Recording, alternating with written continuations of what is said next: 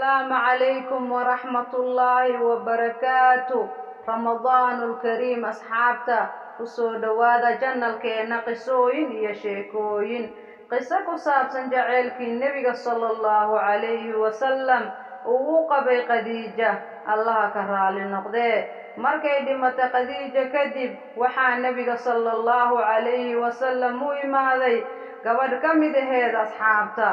Allah ka raali noqdee waxay tiri rasuulkii Allah ma guursanaysid miya waxa ku jooga caruur adigana waxa tahay rasuulka alle dadka diinta ugu yeero waa lagama maarmaan inaad guursato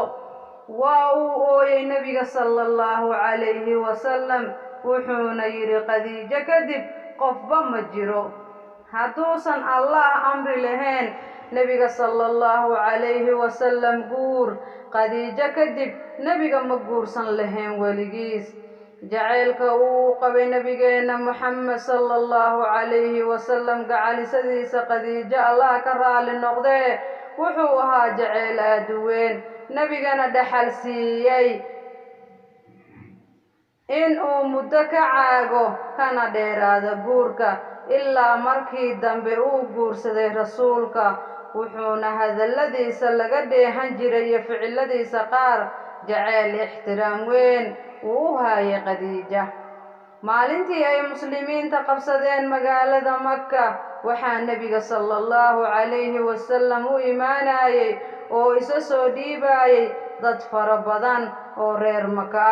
iyo kuwa soo booqanayay nabiga sallallahu alayhi wasallam nabiga oo salaamay dadka cafiyayna gaaladii toobad keenta ayaa arkay islaam waayeel oo meel fog marayso nabiga sallallahu alayhi wasallam waa uu tagay halkii dadka la joogay ilaa uu tagay islaantii duqda aheed oo uu la fariistay waliba dhulka la fariistay una sheekeeyay markuu dhameeyay sheekadii kana soo tagay ayaa Aisha waxay su'aashay nabiga sallallahu alayhi wasallam Aisha Allah ka raali noqdee waxay tiri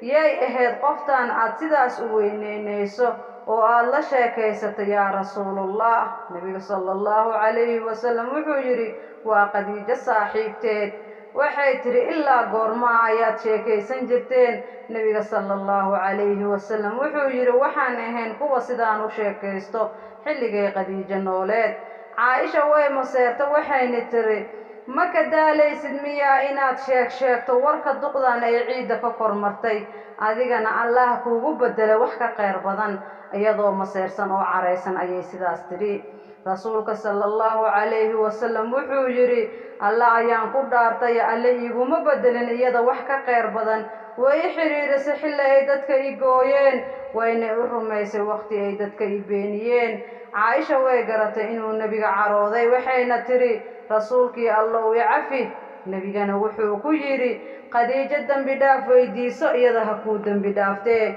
waa saxiixul Bukhari walaalayaal Allahu akbar maxaa ka wanaag badan oo ka qeyr badan sidaan oo kale in lagu jeclaado oo lagu amaano markasta lagu xasuusnaado haddaad dhageysato walaal qisadan umana Khadiija Allah ka raali noqdee waxay kasbatay